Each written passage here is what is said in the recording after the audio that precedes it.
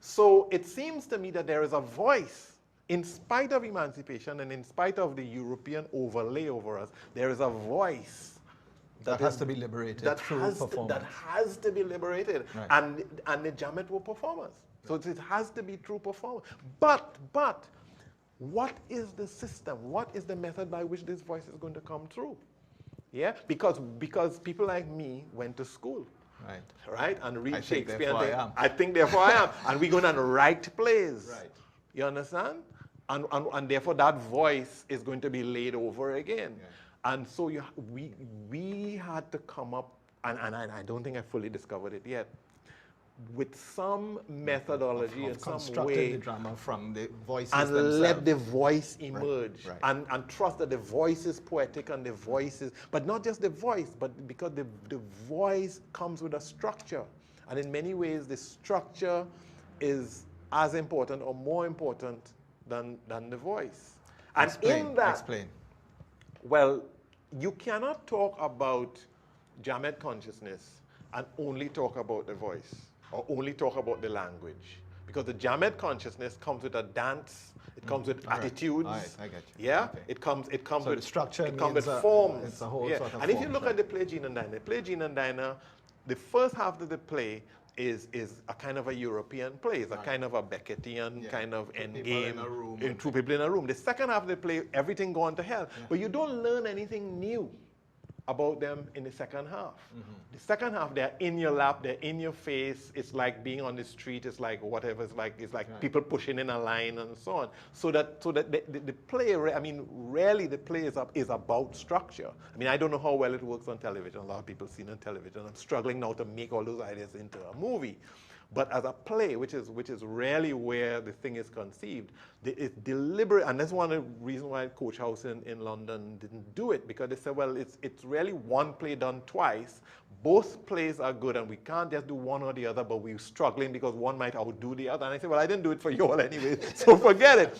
But the point is, they got it. Right. It was one of the few people who got it, that it is one play done twice. One is in the European style, and the second one is a Trinidadian play. And therefore, it is this business of structure is just as important as the voice, but it's to struggle, because you see, you could put that voice in a form where we don't hear it. You see? So it's not just about the voice, but it's also an acceptance that at that level, there is something happening. At that level, there are philosophical machinations telling us what, and of course, these things our politicians don't hear, even though they put Calypsonians on their campaigns. Right. No. And build Napa to keep them out, build academies to keep them out. They don't understand, but that's okay. My feeling is that the Jouvay process itself will deal with them. Or destroy murals. Or destroy murals, yeah. But I'm not worried about that, because it seems to me that the Jouvay process the awakening process deals with all of that. I am going to throw something at you, because throw it at me. I saw a blog recently by our old colleague Niala Maraj. Mm-hmm. It's written from a point of view of some anger, maybe, but as it says here, culture. I can hear people saying that that's our culture. Screaming and shouting, dancing and singing at the election time. I don't accept it. Trinidadians mix up culture with folklore. The intellectuals egg them on to do it. Culture is how we live our lives in the present time. Traffic jams are Trini culture. Murder is Trini culture. Screaming and ranting and raving is Trini culture. A minister of culture who mounts an election platform to talk about the clothing of the opposition is Trini culture. Fashion, foreign derived, is Trini culture. Kentucky Fried Chicken is Trini culture. It's pretty base, but it has to be faced up to. Everywhere else, people are facing up to inadequacies of their culture to cope with the challenges of today. The British are confronting Westminster culture. They're faced up with their bad food and have adopted curry as their cuisine instead.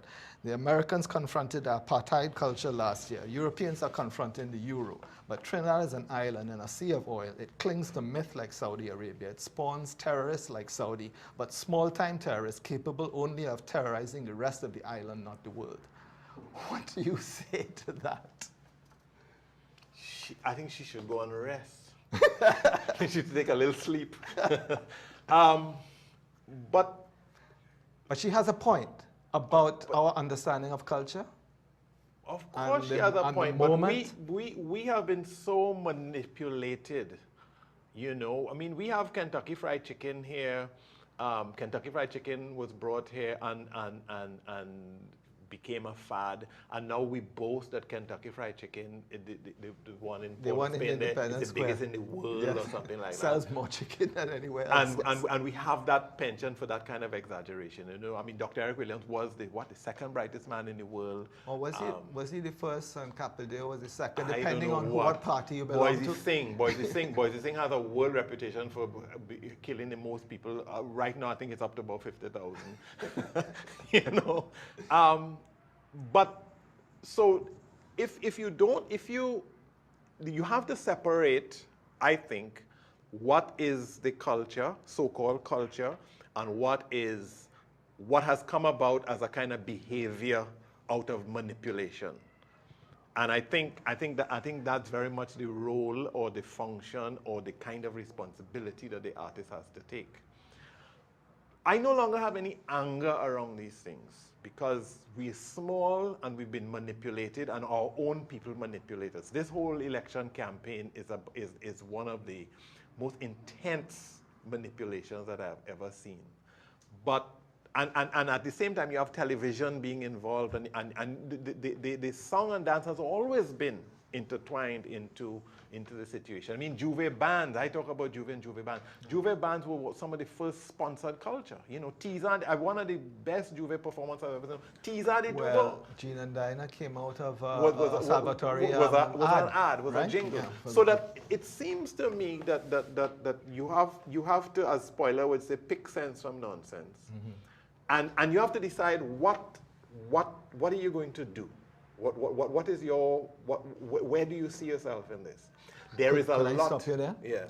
Where you see yourself in this? I want us to come back to that. Taking a break now. We'll be back with Tony Hall in Eye to Eye. Stay tuned.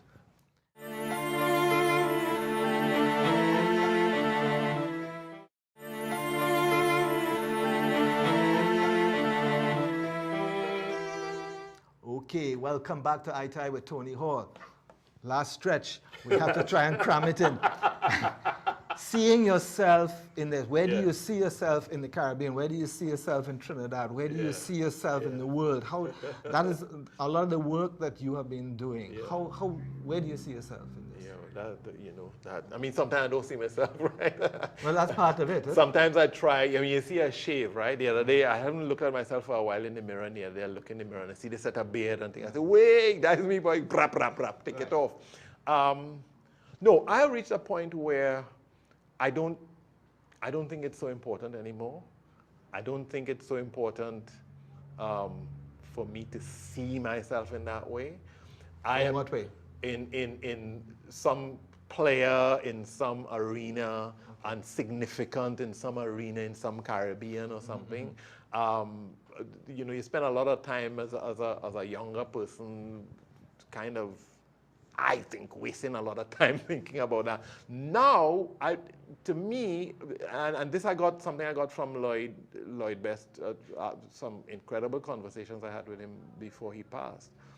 And that is to simply see what you see.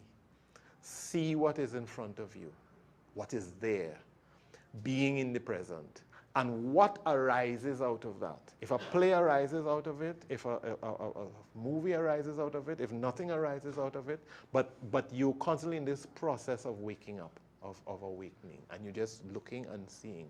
So that you start to understand and see clearer what Niall is talking about in a different light. You see it in a broader light. Yes, you always want to compare what is happening in Britain with what is happening in Trinidad, and you always want to say that Trinidad is not moving on, and you get trapped in this business that there's somewhere to go to and there's something to move to and all of that, and what you do is you miss a whole bunch of stuff. Because it is very difficult, first to begin, the mind really can't understand everything that's going on. But we are convinced that we understand what's going on here. But we don't. Very few of us know what's really going on here. We don't take enough time to look at it. We don't take enough time to listen. So I really don't even, I don't really talk about, I mean, you know, you put up things on the web and Caribbean and so on. I don't really deal with any of that anymore. It's just sitting down quietly and trying to see what I see.